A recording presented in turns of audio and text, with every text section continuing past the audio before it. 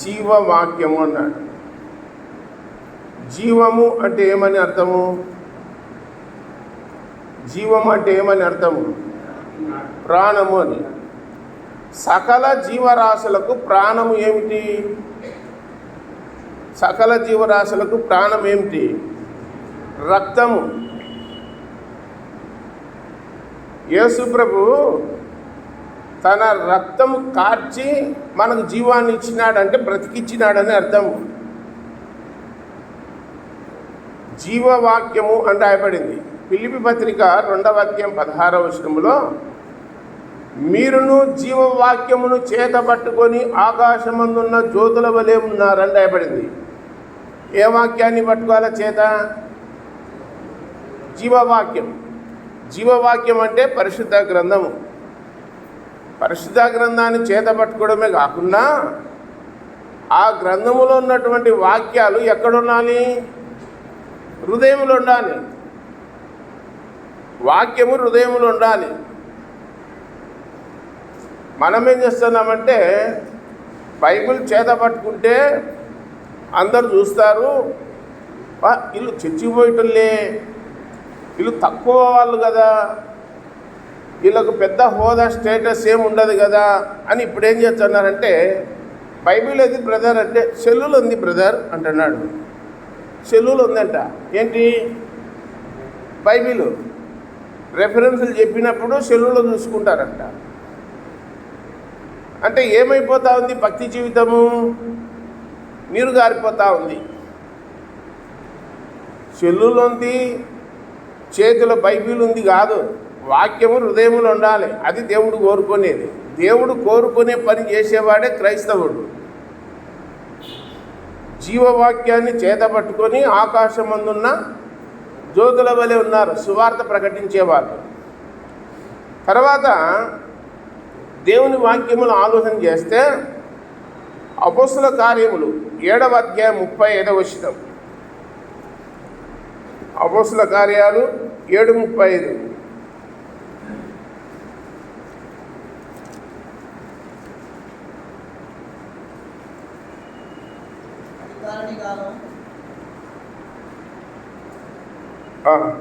అధికారినిగాను తీర్పరినిగాను నియమించిన వాడెవరని వారు నిరాకరించిన ఈ మోసేను అతని 7:38. సీనాయి పర్వతం మీద తనతో మాట్లాడిన దేవదూతతోనూ ఇతరులతోనూ అరణ్యంలోని సంగమందు ఉండి మన పితరులకు జీవవాక్యము తీసుకున్న వాడికడే. చాలు. సీనాయి పర్వతం మీద తనతో మాట్లాడిన దేవదూతతోనూ మన పితరులతోనూ అరణ్యములోని సంగమందు ఉండి మనకిచ్చుటకు జీవవాక్యములను తీసుకుని వాడు ఇతడే అని రాయబడింది. మానవులకు దేవుడు ఏ వాక్యాన్ని ఇస్తున్నాడు? జీవవాక్యాన్ని. జీవవాక్యాన్ని ఇస్తున్నాడు. నీ వాక్యమే నన్ను బ్రతికించెను అని రాయబడింది. ఎక్కడ రాయబడింది? చెప్పాలా? మీరు చాలా జ్ఞానవంతులు కదా. నీ వాక్యమే నన్ను బ్రతికించునని చెప్పి ఏ కీర్తనలో రాయబడింది? 119, 50, 51. వాక్యము బ్రతికిస్తుంది.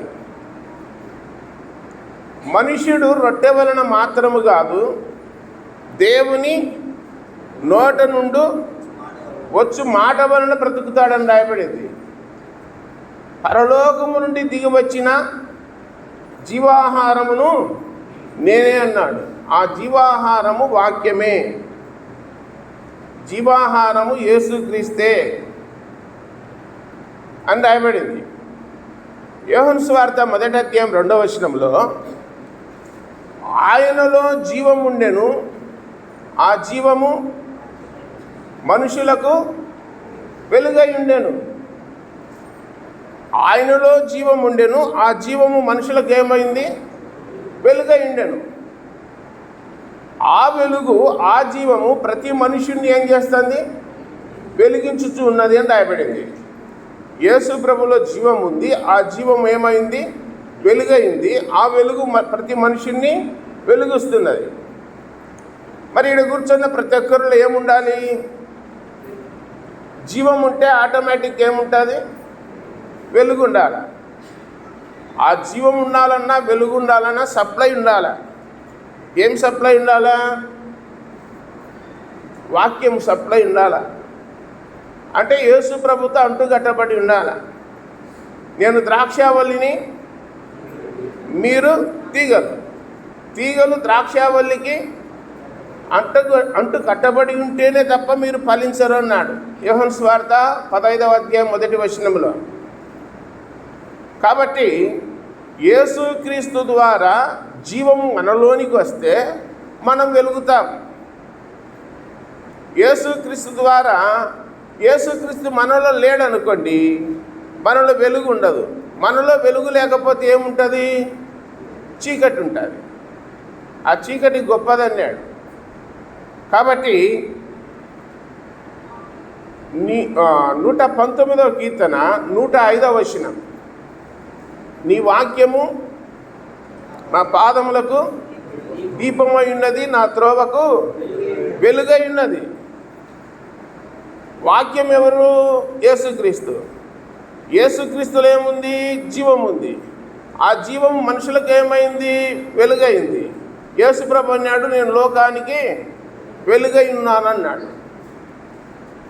కూర్చొని వాక్యం వినడం, బైబిల్ చదువుకోవడం కాదు. మనకి సిగ్గు, రోషము, క్యాషము, మానము ఉండాలి. యేసుప్రభు ద్వారా సాక్ష్యం పొందేటట్లు బ్రతకాల భూమి మీద. యేసుప్రభు శరీరధారిగా భూమి మీద ఉన్నప్పుడు ఒక మనుషుని గురించి ఒక సాక్ష్యం చెప్పినాడు. ఏమనంటే, అతడు మండుచు ప్రకాశించుచున్న దీపమై ఉండెను అన్నాడు. ఎవరిని గురించి? బాప్టిజం ఇచ్చు యోహాను గురించి చెప్పినాడు. మండుచు ప్రకాశించుచున్న దీపము. నంద్యాలలో విశ్వాసులు ఉన్నారు, పరిశుద్ధులు ఉన్నారు, వాళ్ళు మండుచూ ఉంటారు అని చెప్పాలా దేవుడు. యేసుప్రభు మనల గురించి సాక్ష్యం చెప్పాలా. మనకు సాక్ష్యం లేకపోతే ఏం ప్రయోజనం లేదు.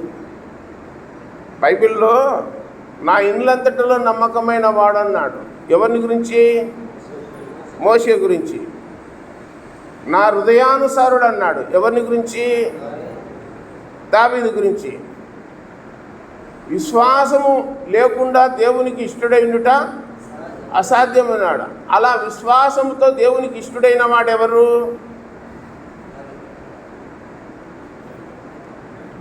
దేవునికి ఇష్టడైన వాడు విశ్వాసము ద్వారా. ఎబ్రీ పత్రిక 11:6 అటు రాయబడినది. హనోకు ఆ సందర్భంలోనే చెప్పినాడు ఆ మాట. దేవునికి ఇష్టడై ఉండేనని సాక్ష్యము పొందాను అని రాయబడింది. మనం ఎవరికి ఇష్టంగా ఉండాలా చెప్పండి? దేవునికే ఇష్టంగా ఉండాల్సింది, మనుషులకా?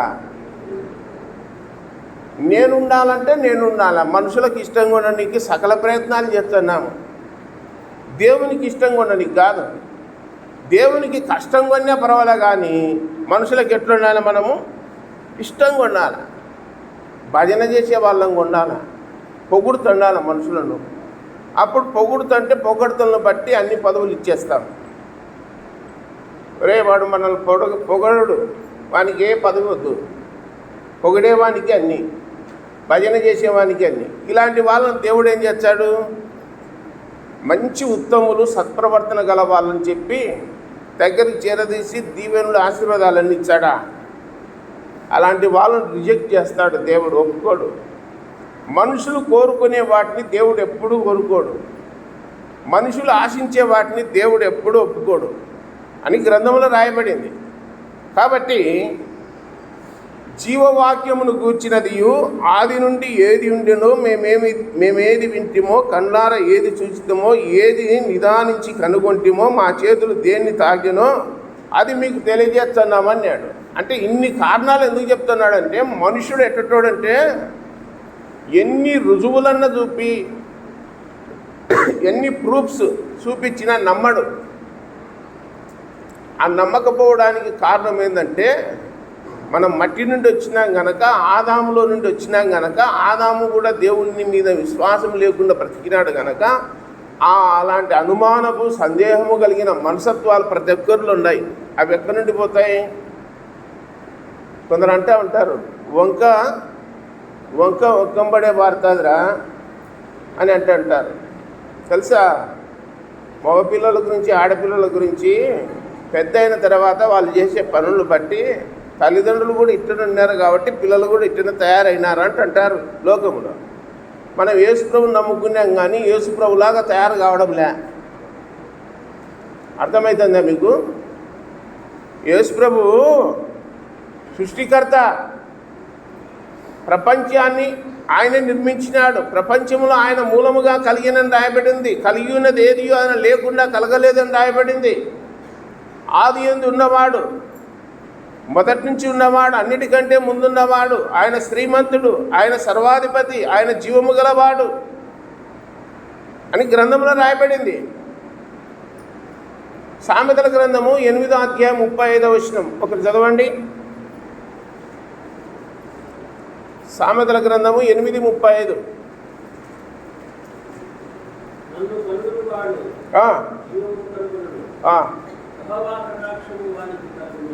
కింది వచ్చిన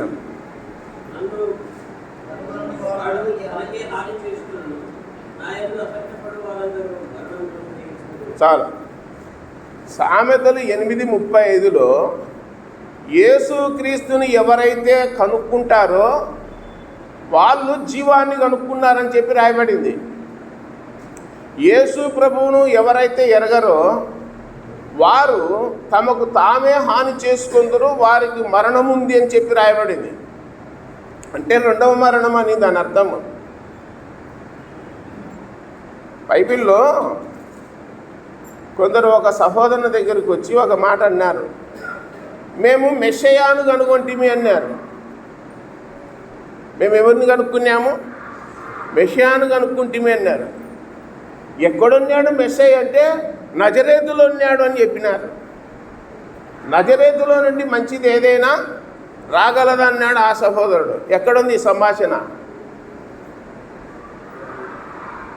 చెప్పండి. అంటే దీన్ని బట్టి ఏమర్థమవుతుందంటే ఎన్ని వేల ప్రసంగాలు వింటారు మీరు మందిరానికి రాబట్టినాలముంటి మీటింగులలో అన్నిట్లలో ప్రారంభ వచనాలలోనే ఉంటాయి ఆ మాటలు. కొత్త నిబంధన గ్రంథంలో యోహాను సువార్తలోనే నేను చెప్తానేది, వేరే సువార్తలలో కాదు. మొదటి అధ్యాయం 40వ వచనంలో సీమోను ఆంద్రేయ వచ్చి మేము మెస్సియాను కనుక్కున్నామని చెప్పి నతనయేలుకు చెప్పినారు, ఫిలిప్పుకు చెప్పినారు. అప్పుడు ఎక్కడున్నాడు ఆయన అంటే ఆయనే వడ్లవాని కుమారుడు నజరేయుడైన యేసే మెస్సయ్య అని చెప్పి మేము కనుక్కున్నామన్నారు. వాళ్ళల్లో ఎవరిని కనుక్కున్నారంటే మెస్సయాను కనుక్కున్నారు. మెస్సయాను కనుక్కున్నారంటే జీవాన్ని కనుక్కున్నారు అని. ఆ జీవాన్ని కనుక్కొని వెళ్ళే ఈ యోహాను రాసిన మొదటి పత్రిక రాస్తున్నాడు. యోహాను సువార్త, ఈ పత్రిక, 2వ పత్రిక, 3వ పత్రిక, ప్రకటన గ్రంథం. జీవాన్ని కనుక్కొనివాడు రాసినాడు ఇవన్నీ. మేమేదో ఆషామాషిగా ఈ పుస్తకాన్ని రాయలేదు. కళ్ళతో చూసినాము, చెవులతో విన్నాము, చేతితో తాకినాము, కండ్లార చూసినాము. ఆ జీవం ఏమైందో అది ప్రత్యక్షమైంది. ఆ జీవము ఎక్కడుందో గ్రంథంలో రాయబడింది. ఇదే యోహాను రాసిన మొదటి పత్రిక 5వ అధ్యాయం 11వ వచనం చదవండి. 5వ అధ్యాయం 11.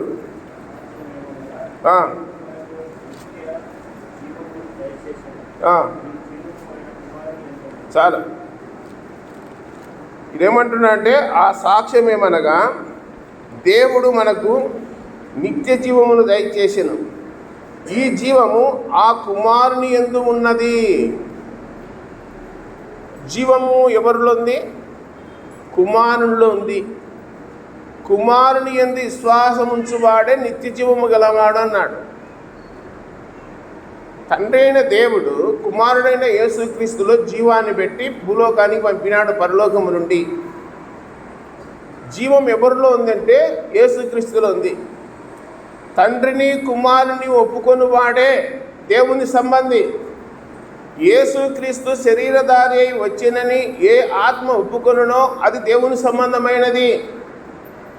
తండ్రిని కుమారుని యేసుక్రీస్తు శరీరధారి అయి వచ్చానని ఎవడైతే నమ్మడో వాడు దేవుని సంబంధి కాడు. ఇందువలన ఆత్మ సంబంధులు ఎవరో, క్రీస్తు విరోధి సంబంధులు ఎవరో మీకు తెలుస్తుంది అన్నాడు. ఈ దినాలలో అనేకులు అబద్ధ బోధకులు బయలుదేరారు, అబద్ధ వాక్యాలు చెప్తున్నారు. మనుషులకు సత్యం ఇంపుగా ఉంటుందా, అబద్ధం ఇంపుగా ఉంటుందా? మానవులకు ఏది ఇష్టము? అబద్ధం ఇష్టమా, సత్యం ఇష్టమా? అబద్ధం ఇష్టము. అబద్ధాలు చెప్తుంటే అబ్బాబ్బా ఏముండాయన్నా, ఏం చెప్పినారన్నా అంటారు. ఒకఆయన అంటున్నాడు, జయశాలి అంట, ఏమంటున్నాడంటే, నేను చదివిన బైబిల్లో త్రిత్వము అనే మాట లేదు బ్రదర్ అంటున్నాడు. మూతి పగలగొట్టాలి పట్టుకొని. త్రిత్వము అనే మాట లేదంట. త్రీ అంటే ఏమని? ముగ్గురు అని. ముగ్గురు అనే మాట బైబిల్లో ఉందా లేదా? ఇదే మొదటి యోహాను పత్రిక 4వ అధ్యాయము 6వ వచనం చదవండి. దేవుని సంబంధులకు 5వ అధ్యాయం 6వ వచనం. నీళ్ళ ద్వారాను రక్తం ద్వారాను వచ్చిన వాడు ఈయనే, అనగా యేసుక్రీస్తే. ఈయన నీళ్ళతోనూ మాత్రమే కాక నీళ్ళతోనూ రక్తంతోనూ వచ్చాడు. ఆత్మ సత్యము కనుక సాక్ష్యమిచ్చువాడు ఆత్మయే. 7వ వచనం. సాక్ష్యమిచ్చువారు ముగ్గురు, అనగా ఆత్మయు నీళ్ళును రక్తమును, ఈ ముగ్గురు ఏకీభవించి ఉన్నారు. ఈ మొదటి యోహాను పత్రిక 5వ అధ్యాయం 7వ వచనములో సాక్ష్యమిచ్చువారు ముగ్గురు అన్నాడు. ఆత్మయు నీళ్ళును రక్తము, ఈ ముగ్గురు ఏమైనారు? ఏకీభవించి ఉన్నారని రాయబడింది. ముగ్గురు అనే మాట ఉంది. మత్తయి సువార్త 28:20లో యేసు ప్రభు పరలోకానికి పోయేటప్పుడు శిష్యులకు చెప్పిన మాట ఏంటంటే, తండ్రి యొక్కయు కుమారుని యొక్కయు పరిశుద్ధాత్మ యొక్కయు నామములోనికి బాప్తిసము ఇవ్వండి అని చెప్పినాడు. అంటే ఆడ తండ్రి యొక్కయు కుమారుని యొక్కయు పరిశుద్ధాత్మ యొక్కయు నామం అన్నాడు. 3 కలిపి ఒకటే అన్నాడు అని రకరకాల బోధలు చేసే వాళ్ళు లోకములో బయలుదేరినారు. ఏం చేయనీకి లేదు. వాళ్ళు చేసే బోధనను దేంతో ఖండించాలా? 2 అంచులు కలిగిన ఖడ్గం ఏది? వాక్యము. వాళ్ళను వాక్యంతోనే గద్దించాలి, వాక్యంతోనే నోరు ముప్పియాలి. వాక్యం చూపించి నోరు ముప్పియచ్చు, ఏం మునాదేం లేదు. తప్పు చేసే వాళ్ళను, పొరపాటు చేసే వాళ్ళను ఏది చూపించి నోరు ముప్పియచ్చు? వాక్యము. వాక్యం చూపించే అంత సైలెంట్ ఉండాల్సిందే. ఒకసారి ఇదే స్థానిక సంఘంలో ఒకసారి పంచాయతీ జరిగింది. అది ఫస్ట్ టైం, దాదాపు 15 సంవత్సరాల కిందట. విజయానందన్ సార్ వచ్చి కూర్చున్నాడు పంచాయతీలో. ఆ రోజు ఏం జరిగిందంటే, అయ్యా మనము ఎవరిని మోసం చేయకూడదు, అబద్ధం ఆడకూడదు, దేవుని నమ్ముకున్నాము, ఇది దేవుడు చెప్పే సత్యమా కాదని చెప్పి విజయానందం గారిని అడిగినా నేను. నువ్వు చెప్పింది అందరు పిల్లోని అడిగినా చెప్తాడయా, మనం మోసం చేయకూడదు, సత్యం చెప్పాలి, అబద్ధం చెప్పకూడదు అన్న సత్యం అందరు చెప్తారు అన్నాడు. మరి ఒకైన అబద్ధం చెప్తున్నాడు, ఎట్లా చేయాలా అని. అంటే ఆయన ఏమన్నాడంటే, నీకెందుకు నాయన అన్నాడు. 4-5 సార్లు చెప్పినానయ్యా, పట్టించుకోలేదు అని. పట్టించుకోకపోతే నేనేం చేయాలా? నీకు తెలిసిన వాక్యాలు యేసుప్రభు అన్నాడు, 4-5 సార్లు చెప్పినా పట్టించుకోకపోతే అలాంటి సుంకరిగా ఎంచమన్నాడు, అలాంటి వాళ్ళ సవాసం చేయకమన్నాడు అని బైబిల్లో ఉంది అని చెప్పి విజయానందన్ సార్తో అన్నా నేను. అంటే ఈడెవడో తిక్కోటి లెక్క ఉన్నాడు, నీకేం తెలియదు కదా అని చెప్పి చెప్తున్నా కానీ రెఫరెన్స్లు చూపి అని నన్ను అంటానే. తెలుసునైక పత్రిక మత్తయి సువార్తలో 2 రెఫరెన్స్లు చూపించి చదివి చూపించిన అనేగా ఈ పంచాయతీ నా చేత కాదు కానీ అని చేతులు ఎత్తేసినాడు. నువ్వు నేను ప్రశ్న వేసినప్పుడు నువ్వు జవాబు చెప్ప నీకు సిద్ధంగా ఉన్నప్పుడు నువ్వు రెఫరెన్సులు చూపి అన్నప్పుడు చూపిస్తానని నువ్వేమనాలా? నువ్వు చెప్పింది సత్యం నాయన, ఇది కరెక్టే, దీని ప్రకారం ఎవరు ఆ మనుషుడు ఇప్పటి నుంచి క్షమాపణ చెప్పిస్తాము, అబద్ధం ఆడకూడదు, మోసం చేయకూడదు అని చెప్పాలా. అది న్యాయము. అలాంటివి చెప్పకుండా నా చేత కాదని చేతులు ఎత్తేసినాడు అంటే దాని అర్థమైంది, అబద్ధం ఉన్న పర్వాలా, మోసం ఉన్న పర్వాలా, దొంగతనం ఉన్న పర్వాలా, ఏది ఉన్న పర్వాలా మనం అడ్జస్ట్ చేసుకొని పోతాము. దేవుడు ఆయన పైన ఉన్నాడు, ఆయన దూరడం లేదు, ఆయన కళ్ళకు కప్పొచ్చు, ఏమైనా చేయొచ్చు, అది మా ఇష్టము అనే కాడ ఉన్నారన్నమాట. ఇవన్నీ దేవుని దగ్గర రికార్డు అవుతాయి. ఇంకొక ఆయన అన్నాడు, ఇదేం పాపం కాదులే అంటున్నాడు. ఆ మామూలు స్పీకర్లు కాదు వాళ్ళు, ఇదేం పాపం కాదులే అనేటువంటి వ్యక్తి మామూలు స్పీకర్ కాదు. ఈ సంఘములో ప్రవదాశయ బ్రతికినంతకాలం వచ్చి వాక్యం చెప్పిన వాళ్ళే. ఇదేం పాపం కాదులే అంటున్నాడు. 420 కేసులు పాపం కాదంటున్నాడు. అంటే మానవుడు ఏమైపోతున్నాడంటే వాక్యాన్ని పక్కకు నెట్టేసి దేవుని భయం లేకుండా, భక్తి లేకుండా ఇష్టానుసారంగా జీవించడానికి మొదలుపెట్టినాడు ఆదాములాగా. కాబట్టి దేవుని వాక్యంలో చూస్తున్నాము. కొన్ని విషయాలు చెప్పి నేను ముందుకు సాగుతాను. ఈ మొదటి యోహాను పత్రికలో మొదటి అధ్యాయంలో 6వ వచనం, ఆయనతో కూడా సహవాసము గలవారమని చెప్పుకొని చీకటిలో నడిచిన ఎడల మనం అబద్ధమాడుచు సత్యము జరిగింపకుందుము అన్నాడు. ఆయనతో సహవాసము గలవారమని చెప్పుకొని, యేసు ప్రభుతో సహవాసం చేసేవాళ్ళు ఏం చెప్పాలి? మీరు ఏ సహవాసము అంటారు కొందరు. నేను అంటాను మేము బ్రదర్ అండ్ అసెంబ్లీ బ్రదర్ అంట. కొందరు అంటారు బక్సింగ్ సహవాసం అంటారు. ఇంకో కొందరు ఏమంటారు పెంతకోస్తు సహవాసం అంటారు. మన ఇక్కడ కూర్చొని అందరి సహవాసం ఎవరి సహవాసము? యేసు ప్రభుతో సహవాసం. ఈడ అంటున్నారు కొందరు. ఏమంటున్నా అంటే ఆయనతో కూడా సహవాసము గలవారమని చెప్పుకొని చీకటిలో నడిచిన ఎడల మనం అబద్ధమాడుచు సత్యము జరిగింపకుందుము అన్నాడు. ఆయనతో సహవాసం కలిగిన వారు సత్యములో ఉండాలి అంటున్నాడు. సహవాసము కలిగి ఉన్నామని చెప్పుకొని లోకం లేకపోయి లోకములో ఉన్న ఆచారాలు, సాంప్రదాయాలు, పద్ధతులు అన్నీ చేసుకుంటూ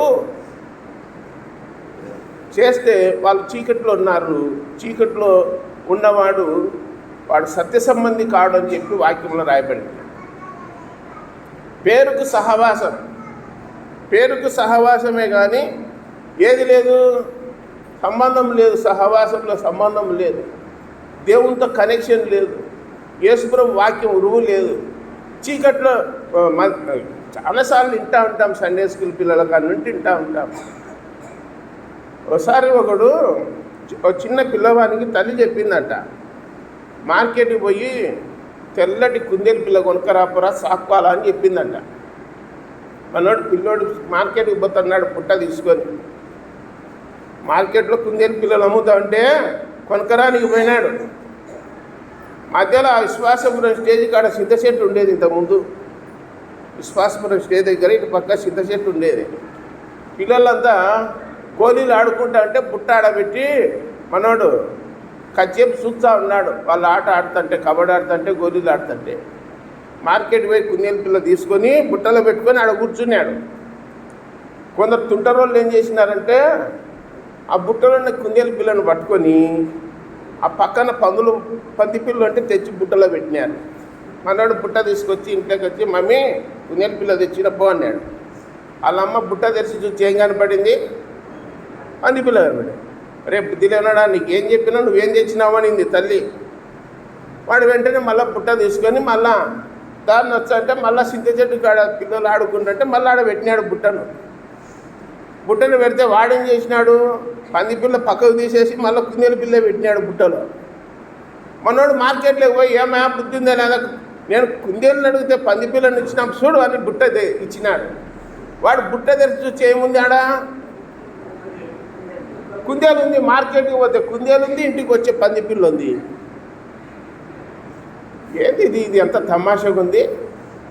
ఇంట్లోకి పోతే పంది పిల్ల అవుతుంది, మార్కెట్కి పోతే కుందేలు పిల్ల అవుతుంది. ఇది ఎక్కడ మార్పు వచ్చింది, ఏం కథ అని చెప్పి వానికి దిక్కు తెలియా. మొత్తం మీద ఇంటికి వచ్చే వాళ్ళకి మళ్ళీ పంది పిల్లని తెచ్చినాడు. వాళ్ళ అమ్మ ఇసిరి పడేసింది. అంటే దీని అర్థం ఏంటంటే, మందిరానికి వచ్చేవాళ్ళు ఆదివారం కుందేలు పిల్లల్లాగా ఉంటారు. ఆదివారం ఎట్లుంటారు? కుందేలు పిల్లల్లాగా ఉంటారు. మిగిలిన 6 దినాలు ఎట్లుంటారు? పంది పిల్లలాగా ఉంటారు. ఆదివారమే తెల్లని వస్త్రాలు, స్నానాలు, ఈరోజు ఆరాధన పోవాలా, మందిరానికి పోవాలా, భక్తిగా ఉండాలా, శ్రద్ధగా ఉండాలా, వాక్యం వినాలా, అన్నీ చేయాలా. ఇది ఆదివారం భక్త్యా? మనము భూమి మీద బ్రతికినంత కాలము దేవుడు మనకు ఆయుష్ను పెంచి భూమి మీద ఉంచినంత కాలము దేవునికి ఇష్టంగానే బ్రతకాలి, అంతే. లోకానికి ఇష్టంగా కాదు. ఎవరికి ఇష్టంగా ఉండాలి? దేవునికి ఇష్టంగా ఉండాలి. కాబట్టి మనం ఉంటే యేసుప్రభు అన్నాడు, ఉంటే వెచ్చగా ఉండు, లేదంటే చల్లగా ఉండు, కానీ నులివెచ్చగా ఉండొద్దు అన్నాడు. ఈ దినాలు అనేకులకు నులివెచ్చని నీళ్ళు చాలు స్నానం చేయడానికి. అట్లా వేడి నీళ్ళు పోసుకోరు, ఇట్లా చల్ల నీళ్ళు పోసుకోరు. ఏ నీళ్ళు? గోరువెచ్చని నీళ్ళు. అందుకు భంగం అయిపోతున్నారు. బైబిల్లో దేవుడే చెప్తున్నాడు. సరే, ఆయనతో సహవాసం అన్నాడు. అంటే మంగళవారం బేస్తరాలు సహవాసం కలిగి ఉండాలా, వాక్యంతో సంబంధం కలిగి ఉండాలని చెప్పి దాని అర్థం. 8వ వచనం, ఇదే యోహాను రాసిన మొదటి పత్రిక 1వ అధ్యాయం 8వ వచనంలో,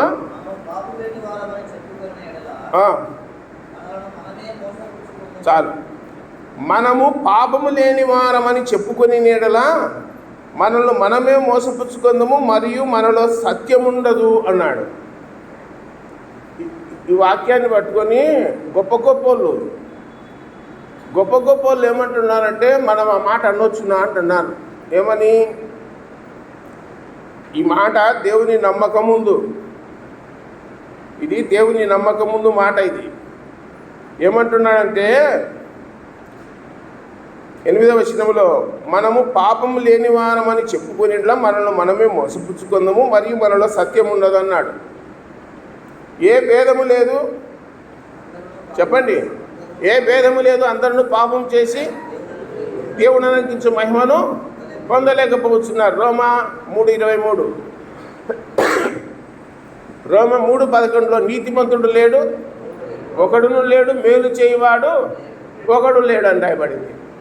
ఏ భేదము లేదు, అందరూ పాపం చేసినారు. మానవులంతా మొత్తం పాపములో ఉంది. ప్రపంచము మునిగి తేలుతూ ఉంది, పాపములో కొట్టుమిట్టాడుతూ ఉంది. మరి ఇక్కడ ఏమంటున్నానంటే, మనం పాపం లేని వారం అని చెప్పుకొని నెల మనల్ని మనమే మోసపుచ్చుకుందాము, మరియు మనలో సత్యం ఉండదు అన్నాడు. అంటూ ఈ 2వ అధ్యాయము 12వ వచనం చదవండి. 2వ అధ్యాయం 12వ వచనం.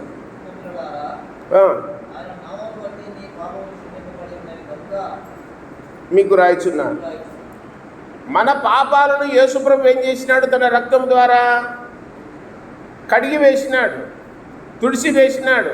ఎప్పుడు? దేవా నేను పాపిని అంటే దేవుడు ఏం చేస్తాడు? మనల్ని క్షమిస్తాడు. ఎలాంటి హృదయముతో?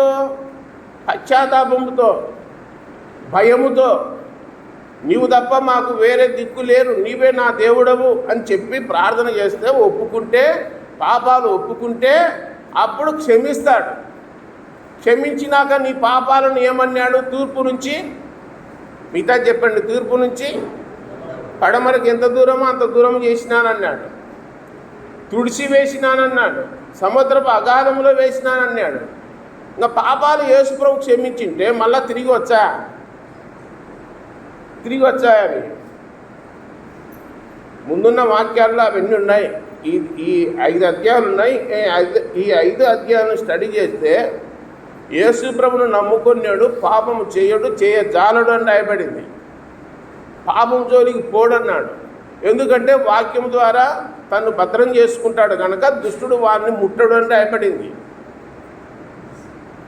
ఈ 1వ అధ్యాయము 10వ వచనములో, మన పాపము చేయలేదని చెప్పుకునే నెల 3వది ఎక్కడ? మనము పాపం చేయలేదని చెప్పుకునేలా ఆయన అబద్ధికునిగా చేయవారవుదాము, మరియు ఆయన వాక్యం మనలో. ఈ రెండో ఒకటే, సత్యం ఉండదన్న ఒకటే, వాక్యం ఉండదన్న ఒకటే. వాక్యమే సత్యము, సత్యమే వాక్యము, ఆ రెండు కలిపే యేసుక్రీస్తు. కాబట్టి మన పాపములను మనం ఒప్పుకునేలా ఆయన నమ్మదగిన వాడు, నీతిమంతుడు కనుక నా పాపములను క్షమించి సమస్త దుర్నీతి నుండి మనలను పవిత్రులుగా చేయనని చెప్పి ఈ 7వ వచనంలో రాయబడింది. 8వ వచనంలో 7వ వచనంలో రాయబడింది, ఆయన కుమారుడైన యేసు రక్తం ప్రతి పాపము నుండి మనల్ని పవిత్రులుగా చేయనని రాయబడింది. రోమపత్రికలో మాట రాయబడింది, మన పాపమును మనం ఒప్పుకొని ఎలా అని నమ్మదగిన వాడు నీతిమంతుడు గనక అనే మాట. కాబట్టి పాపాలను ఒప్పుకోవాలన్నా కప్పుకోవాలన్నా? అర్థమవుతుందా వాక్యం మీకు? పాపాలను ఒప్పుకోవాలన్నా కప్పుకోవాలన్నా? ఒప్పుకోవాలి.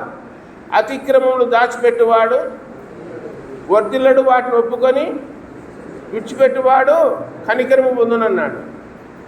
ప్రేమ అనేక దోషములను కప్పును, మనం కప్పే వాళ్ళంగా ఉండాలి కానీ విడిచిపెట్టే వాళ్ళంగా ఉండకూడదు అని బోధ చేయకూడదు, తప్పది. సందర్భాన్ని బట్టి వాక్యాన్ని పోల్చుకోవాలి. ప్రేమ అనేక దోషములను ఏం చేస్తుంది? కప్పును అనేది.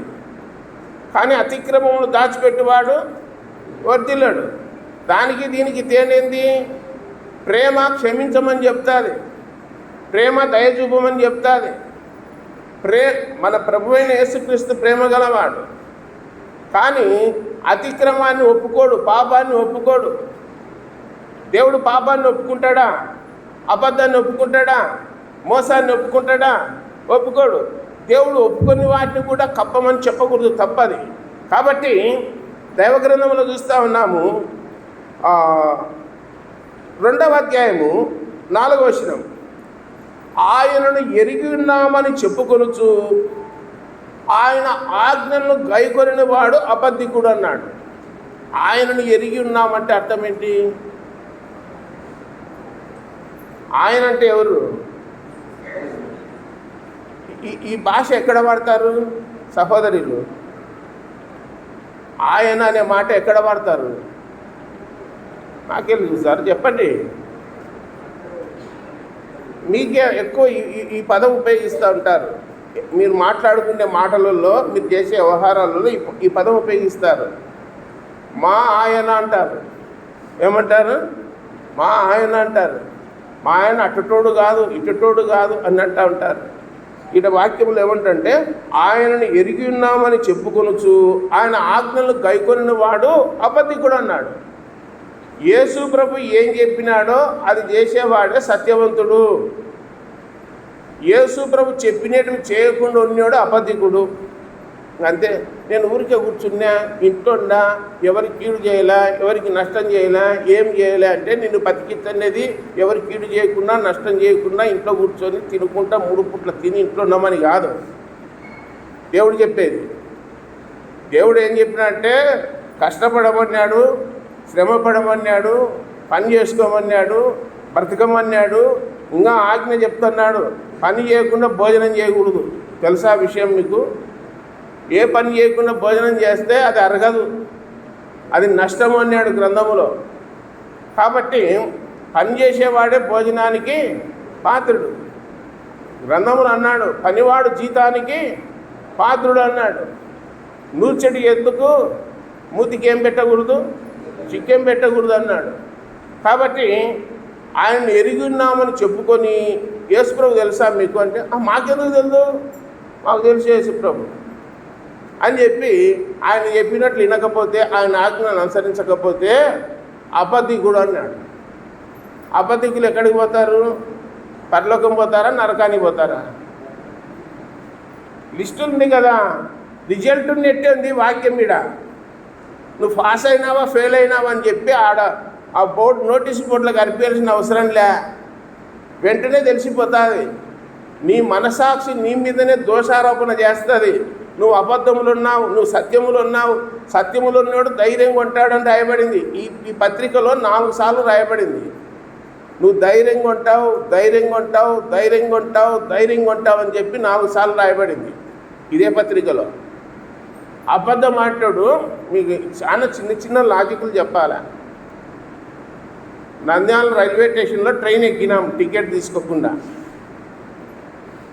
హ్యాపీగా సంతోషంగా కూర్చుంటాడు వాడు. ఏమి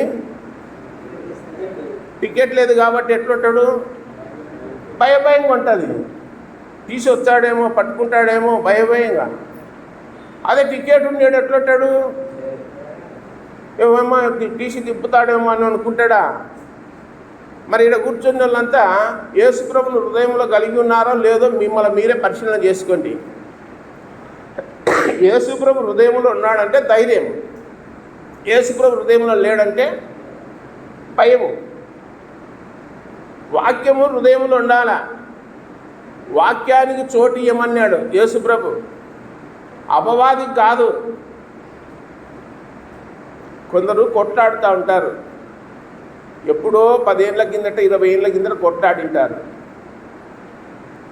అప్పుడు కొట్లాడినవి నమ్ముకునేళ్ళు కూడా ఇప్పుడు 20 ఏళ్ళ కిందట ఆయన ఇట్లా మాట్లాడినాడు తెలుసా అంటే ఏం మాట్లాడినాడంటే అప్పుడు పెద్ద మాట అన్నాడు అంటే 20 ఏళ్ళ తర్వాత కూడా నువ్వేం పెట్టినావు? 20 ఏళ్ళు అయినాక కూడా ఏమంటున్నావు నువ్వు మర్చిపోకుండా? యేసుప్రభు నీ పాపాలను ఏం చేసినాడు? క్షమించినాడా? అట్టనే పెట్టుకొని చూస్తున్నాడా? క్షమించలేదా? తుడిచిపోయలేదా? మరి ఎన్నటికీ జ్ఞాపకానికి రావన్నాడు. నేను జ్ఞాపకం చేసుకొని తుడిచివేస్తా అన్నాడు. నువ్వేం చేస్తున్నావు? 20 ఏళ్ళ కింద కొట్లాడిన మాట ఇప్పుడు పట్టుకొచ్చి అక్క ఇట్లా నింది, అన్న ఇట్లా అన్నాడు కాబట్టి మూతి ముడుచుకోవని ఉంటాను. ఎన్నేళ్ళు ఉన్నాను. దేవుడు ఏమంటున్నాడంటే అలాంటి వాడు నరహంతకుడు అన్నాడు. చూస్తారా మాట? చూడండి 3వ అధ్యాయము 15వ వచనం. తన సహోదరుని ద్వేషించువాడు నరహంతకుడు. ఏ నరహంతకుని యందును నిత్యజీవం ఉండదని మీరు ఎరుగుదురు. తన సహోదరుని ద్వేషించువాడు ఎవరంట? నరహంతకుడు. ఏం నరహత్య చేస్తేనే హంతకుడు అని కాదు. వాడు గుర్తుపెట్టుకోండి, యేసుప్రభు చెప్పింది ప్రాణహత్య అన్నాడు, ఆత్మహత్య కాదు. ఆత్మ ఎప్పటికీ హత్య కాదు, గుర్తుపెట్టుకోండి. ఆత్మ నిరంతరము జీవించాలి, శరీరము నిరంతరం ఉండదు. శరీరం ఎన్ని రోజులు ఉంటుంది? మనకున్న ఈ శరీరం ఎన్ని రోజులు ఉంటుంది? భూమి మీద ఉన్నంత కాలమే శరీరం ఉండేది, తర్వాత శరీరం ఉండదు. దేవుడు ఇంకొక శరీరాన్ని ఇస్తాడు అక్కడ లోకం ఇచ్చినాక. కాబట్టి ఆత్మ నిరంతరం ఉంటుంది అని గ్రంథంలో రాయబడింది. ఆత్మకు చావు లేదు, ఆత్మకు మరణము లేదు. యేసుప్రభుని నమ్ముకుంటే ఆత్మ యుగయుగాలు యేసుప్రభుతో ఉంటారు, యేసుప్రభుతో జీవిస్తారు, పరలోకములు ఉంటారు. ఒకవేళ నమ్మకపోతే ఆత్మకు కూడా చావు లేదు, కానీ యుగయుగాలు నరకములో అగ్నిగుండములో కాలుతూ ఉండాలని రాయబడింది గ్రంథములో. ఎందుకయ్యా మాకు ఇట్లా చెప్తున్నారు? మమ్మల్ని భయపెట్టి యేసుప్రభు నమ్ముకున్నట్లు చేయనికా అంటున్నారు కొందరు. సువార్త చెప్పనికి పెట్టి, స్వామి మిమ్మల్ని ఎందుకు భయపెడతాము? మిమ్మల్ని ఎవరు బలవంతం చేయదు, ఏం చేయరు. యేసుప్రభు చెప్పమన్నాడు, సర్వలోకానికి వెళ్ళి సర్వ సృష్టికి సువార్త ప్రకటించమన్నాడు. నమ్మినవాడు రక్షింపబడతాడు, నమ్మనోనికి శిక్ష అన్నాడు. ఏంటి ఆ శిక్ష అంటే అగ్నిగుండము అని చెప్పినాడు. 2 విషయాలు చెప్తున్నాము. యేసుప్రభు నమ్ముకుంటే పరలోకము, లేకపోతే నరకము. ఇంతలో ఏం తేడా ఏం లేదు. మీ దేవుడు మీకు చెప్పినారో లేదో మాకైతే తెలియదు, కానీ మేము నమ్మిన దేవుడు మాత్రం ఖచ్చితంగా చెప్పినాడయ్యా. ఆయన ఉన్నవాడు, చూసినవాడు, అన్ని ఎరిగినవాడు, సమస్తాన్ని ఎరిగినవాడు చెప్పినాడు కాబట్టి మేము చెప్తున్నామన్నా. మేము చెప్పడం లేదన్నాడు. అది నీ ఇష్టం అన్నాడు. నువ్వు చెప్తే చెప్పు, లేకపోతే లేదని చెప్పి నాకు అవసరం లేదని చెప్పిన. కాబట్టి దైవ గ్రంథంలో మనం ఏం చూస్తున్నామంటే ఇక్కడ యోహన్ రాసిన 1వ పత్రికలో ఆయన్ని ఎరిగి ఉన్నామని చెప్పుకొనొచ్చు. కీర్తనలు 38వ కీర్తన 4, యెహోవా ఉత్తముడని రుచి చూచి ఎరిగి తిని. రోమపత్రికలో 1వ అధ్యాయంలో కొన్ని మాటలు ఉన్నాయి. దేవుణ్ణి ఎరిగి ఉన్నామని చెప్పుకొనొచ్చు. వారు దేవుణ్ణి ఎరిగిన వారైనను తల్లిదండ్రులకు అవిధేయులు, దేవుని మాట వినని వాళ్ళు అని రాయబడింది. వీళ్ళంతా దేవుని రాజ్యానికి అనర్హులని రాయబడింది. దేవుని బాగా ఎరిగియుండియో ఇవన్నీ చేస్తున్నారని రాయబడింది. ఈ దినాలు ఇవి చెడు కాలం అన్నాడు ఆమోసు గ్రంథంలో. ఇవి చెడ్డ దినాలు అన్నాడు ఈ ఎఫెసీ పత్రికలో. ఇక్కడ వాక్యంలో చూస్తున్నాము, మంచి చెబితే ఏం చేస్తున్నారు? మనం మంచి చెప్పాలని చూస్తే చెడు చేయడానికి ప్రయత్నం చేస్తారు. మంచిని ఎవ్వరూ స్వీకరించడం లేదు దినాలలో, చెడునే చూస్తున్నారు. మీ దగ్గర సెల్ ఫోన్లు ఉన్నాయి కదా, మంచిని మీరు చూస్తున్నారా, చెడును చూస్తున్నారా? నేత్రాశ ఎంతవరకు పోయిందంటే రాత్రి 12 వరకు పోయింది. ప్రతి ఒక్కరి దగ్గర సెల్లు ఉంది. నేను ప్రాక్టికల్గా చెప్తున్నాను నేను ఈ విషయాన్ని. ప్రతి ఒక్కరు సెల్లు పెట్టుకొని నిద్రపోతున్నారు. సెల్లు లేకుండా అది మోగినా, రింగ్ అయినా, ఎవరు మాట్లాడినా, మెలకువ రావాలన్నా, అలారం పెట్టుకోవాలన్నా, ఏది చేసుకోవాలన్నా సెల్లుతోనే నిద్రపోతున్నారు, సెల్లుతోనే లేచున్నారు. వాక్యం లేదు, ప్రార్థన లేదు, ఏం లేదు, అయిపోయింది. ఇది క్రైస్తవ భక్తి జీవితం. ఈనాడు ఇట్లా తెల్లారింది. ఒక దైవజనుడు అంటున్నాడు, సంఖనాగిపోతున్నారు నాయన మీరు అంటున్నాడు. భక్తి లేదు, ఏం లేదు, అయిపోయింది మీ పని అంటున్నాడు. కాబట్టి ఉన్నది ఉన్నట్లు చెప్తే ముళ్ళుతో గుచ్చినట్టు చెప్పినా కానీ అట్లా తుడుచుకొని పోతున్నారు. వాక్యాలు ఇది అని. వాక్యంలో దేవుడు అంటున్నాడు ఈ 2వ అధ్యాయము 6వ వచనములో, ఆయన వాక్యం ఎవడు గైకొనునో వానిలో దేవుని ప్రేమ నిజముగా పరిపూర్ణమాయను, ఆయన యందు నిలిచి ఉన్నవాడని చెప్పుకొనివాడు. ఇది అండర్లైన్ చేసుకొని 6వ వచనం, 1 యోహాను పత్రిక 2వ అధ్యాయం 6వ వచనములో, ఆయన యందు నిలిచి ఉన్నవాడనని చెప్పుకొనివాడు. నేను యేసుప్రభులో ఉన్నాను అని చెప్పుకునేటువంటి సహోదరుడు కానీ ఇదేమంటున్నా అంటే, ఆయన ఎలాగో నడుచుకొనేను నీవును అలాగూ నడుచుకొని భద్రమై ఉన్నాడు. యేసు ప్రభు ఎలా నడుచుకున్నాడో అలా నడవమంటున్నాడు. మనం యేసు ప్రభులో ఉన్నామని, నేను ఆయనలో ఉన్నాను, యేసు ప్రభులో ఉన్నాను, యేసు ప్రభులో అంటున్నా. మతం పట్టినారన్న వాళ్ళు అంటారు. ఏం పట్టినారంట? మతం పట్టినారంట. అరే మతం కాదురా నాయన, మేము దేవుణ్ణి నమ్ముకున్నాము, మేము దేవుణ్ణి కలిగి ఉన్నాము అని చెప్పుకునేవాడు యేసు ప్రభులాగా జీవించాలి. మీకు అందరికీ తెలుసు కదా, కోడి పిల్లలు ఎట్లుంటాయి, కోడిలాగా ఉంటాయి, కాకి పిల్లలు ఎట్లుంటాయి, కాకిలాగా ఉంటాయి, ఒడ్లలాగా ఉంటాయి, బియ్యంలాగా ఉంటాయి. మరి యేసు ప్రభు నమ్ముకున్న వాళ్ళు ఎట్లుండాలా? యేసు ప్రభులాగా ఉండాలా? మీ పిల్లలు మీలాగా ఉండాలన్నప్పుడు యేసు ప్రభు తన పిల్లలు నాలాగా ఉండాలని కోరుకోవడం తప్ప. మనమంతా ఆయన చేసిన సృష్టే కదా, ఆయన ద్వారా బ్రతుకుతున్నాం కదా, ఆయన ద్వారా భూమి మీద ఉన్నాం కదా. ఆయనలాగా ఉండకపోతే ఇంకెవరిలాగా ఉండాలా?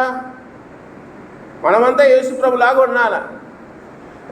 మనకేమి అహము, ప్రిస్టేజీ, హోదా అడ్డం వచ్చింది. ఇప్పుడు ప్రిస్టేజీ, హోదా, అహము, జీవపుటమ్మం అడ్డం వచ్చింది.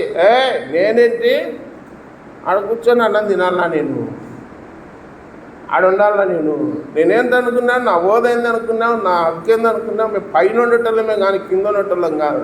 యాకోబు పత్రికలు అన్నాడు, అరే మూర్ఖుడా నాయన, ఇంటోళ్ళు పిలిసకుతోలికి నువ్వు ఆడ లాస్ట్లో కూర్చోపోర్రా అన్నాడు.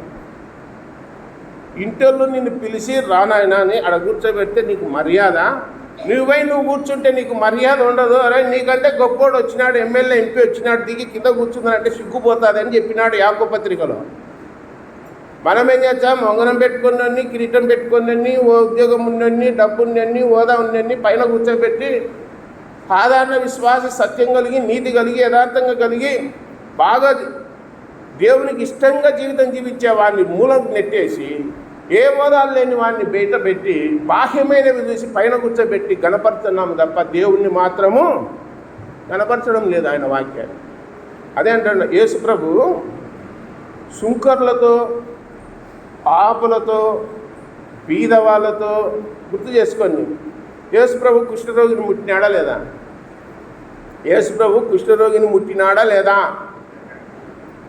చనిపోయినటువంటి పాడెను, నాగిన్ అనే గ్రామంలో పాడెను ముట్టినాడా లేదా యేసుప్రభు? మనము ఎవరైనా చనిపోయి ఉంటారు అనుకోండి, విశ్వాసం ఫ్రీజర్ బాక్స్లో పెట్టింటారు, అద్దం పెట్టి సున్నికి పోతాం, ఇట్లా చూస్తారు. బాక్సులో కూడా తగులితే అపవిత్రమవుతామని ఇట్లా తొంగి చూసేటోళ్ళు ఉన్నారు. యేసుప్రభు ఏం చేసినాడు? డెడ్ బాడీని ఏం చేసినాడు? మోసుకొని పోతంటే ఆయన యూదుడు, నిష్ట కలిగిన వాడు, ఏం చేసినాడు? ముట్టినాడు. ముడతానే పిల్లవాళ్ళు లేచి కూర్చున్నాడు.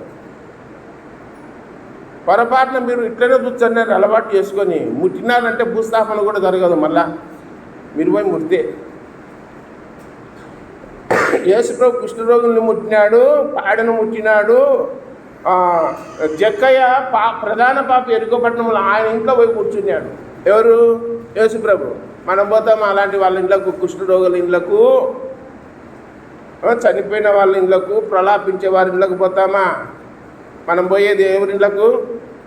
మనల్ని గణపరిచే వాళ్ళ ఇండ్లకు పోతాం.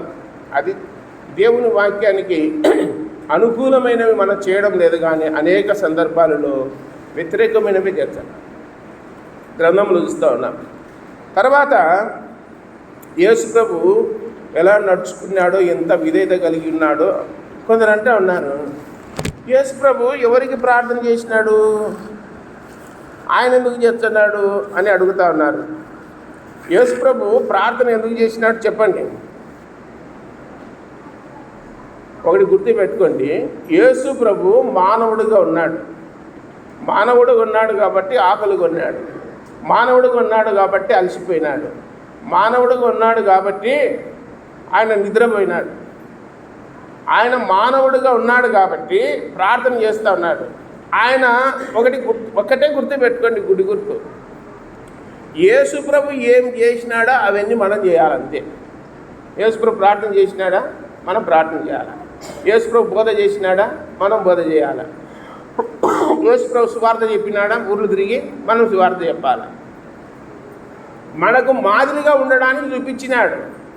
అంతేగాని నేను ఏం చేస్తున్నానో మీరు అది చేయండి అన్నాడు.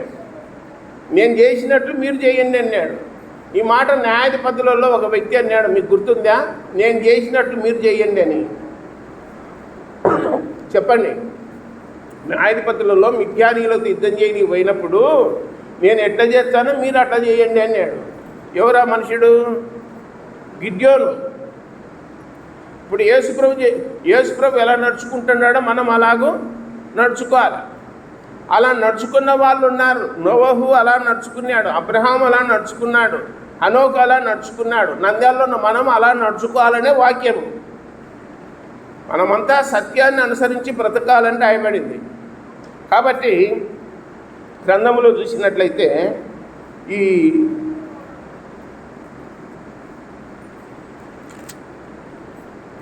రెండవ అధ్యాయం 9వ వచనం, వెలుగులో ఉన్నానని చెప్పుకొనుచు తన సహోదరుని ద్వేషించువాడు ఇప్పటి వరకు చీకట్లోనే ఉన్నాడు అన్నాడు. వెలుగులో ఉన్నానని చెప్పుకొనుతూ తన సహోదరుని ద్వేషించువాడు ఇప్పటి వరకు ఎక్కడున్నాడంట? చీకట్లో ఉన్నాడు. ఇది 4వ అధ్యాయం 20వ వచనంలో, ఎవడైనను నేను దేవుణ్ణి ప్రేమించుతున్నా అని చెప్పి తన సహోదరుని ద్వేషించినట్లా అతడు అబద్ధికుడగును. తాను చూచిన తన సహోదరుని ప్రేమింపనివాడు తాను చూడని దేవుణ్ణి ప్రేమింపలేడు. దేవుణ్ణి ప్రేమించువాడు తన సహోదరుని కూడా ప్రేమింపవలన ఆజ్ఞను మనం ఆయన వలన పొంది ఉన్నాము. నేను సత్యాన్ని వాస్తవాన్ని చెప్తున్నాను.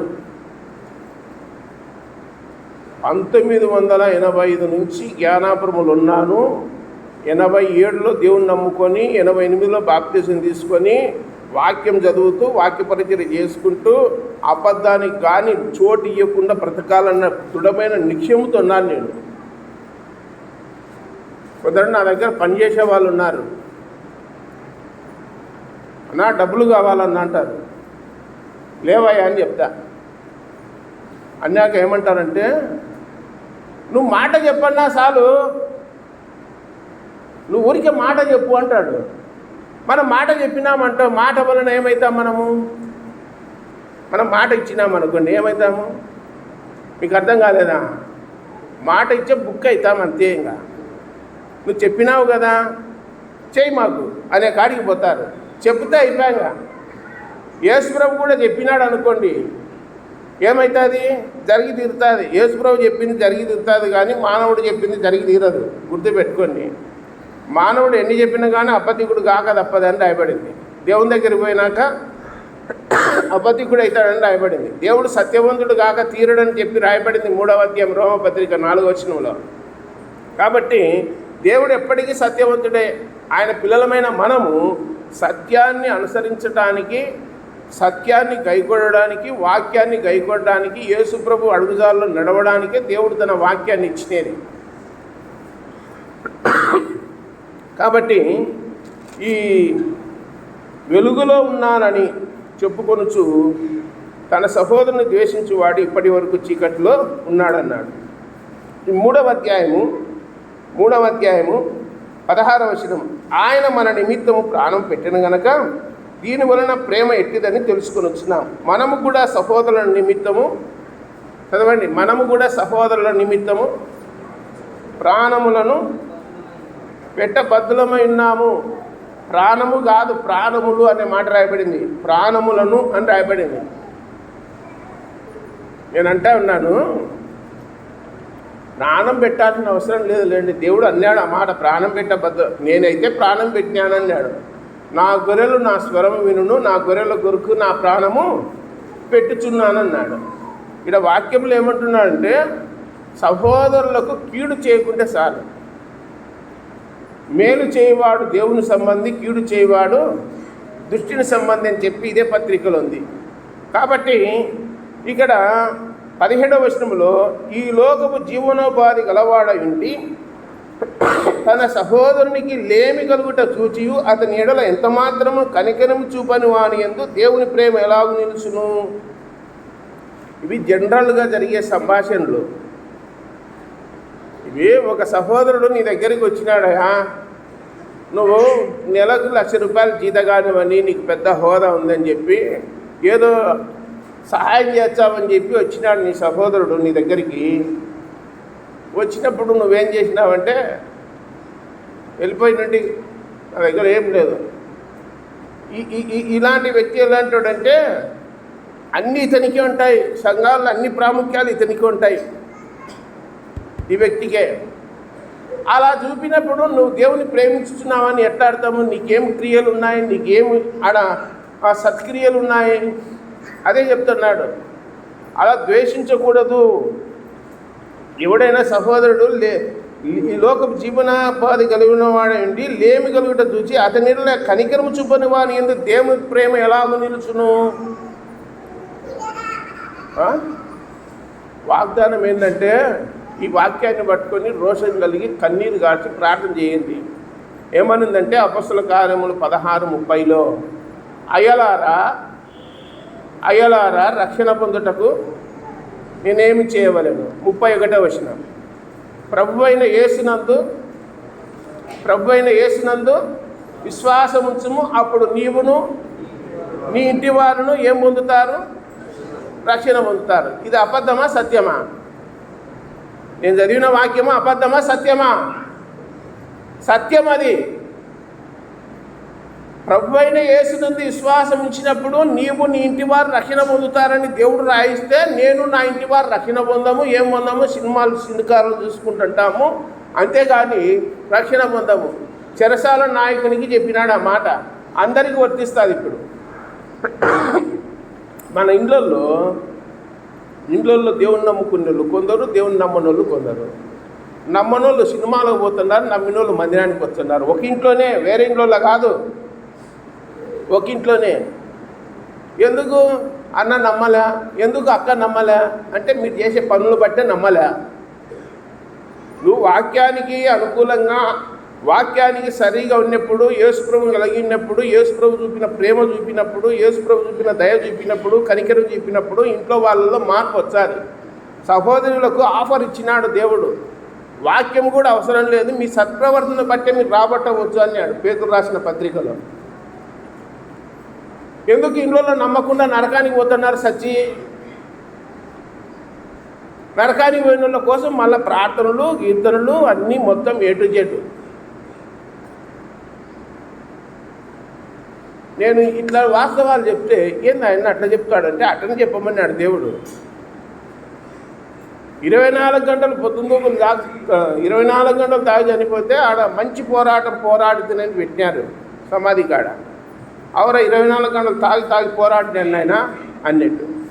మొన్న 2వ తారీఖు ఈ నెలలోనే పోరాడి చనిపోయిన వాళ్ళకల్లా దండలు వేసి వచ్చినారు. ఈ సగం మంది ఉన్నారు సమాధుల మీద దండలేసిన లీడ, మామూలుగా లేరు, సగం ఉన్నారు మట్ట సంఘం. నువ్వు ఎన్ని వాక్యాలన్నా వింటాడు ఏమన్నా వింటాడు, మా పని మాత్రం మేము మానుకోమన్నట్టున్నారు. నా వంతు వచ్చినప్పుడంతా మూడతో కూర్చున్నట్టు చెప్తానే ఉంటాను, మీరు వింటానే ఉంటారు.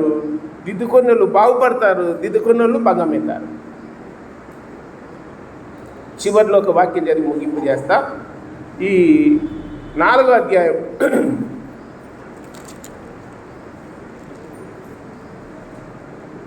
ఏమంటే సరే 5వ అధ్యాయం 18వ వచనంలో దేవుని మూలముగా పుట్టి ఉన్నవాడెవడను పాపం చేయడని ఎరుగుదుము, దేవుని మూలముగా పుట్టినవాడు తను భద్రం చేసుకున్నాడు గనక దుష్టుడు వారిని ముట్టడు, మనము దేవుని సంబంధులము. ఇదే వాక్యము 3వ అధ్యాయం 9వ వచనం.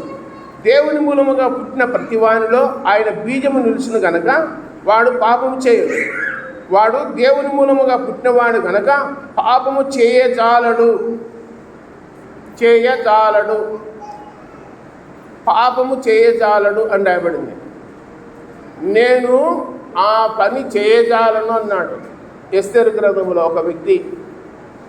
ఏ పని? నేను క్లూ చెప్పిన కానీ మీరు చెప్పడంలే. ఎస్తేరు ఈడేమన్నాడంటే దేవుని మూలముగా పుట్టినవాడు పాపము చేయజాలడు. యోసేపు ఐగుప్తులో ఉన్నాడు, పాపం చేసినాడు. యవనస్తుడైన యోసేపు పాపము నుండి ఏమైనాడు? పారిపోయినాడు, పాపం చేయలేదు. ఇక్కడ ఏమంటున్నాడు? పాపం చేయజాలడు అన్నాడు.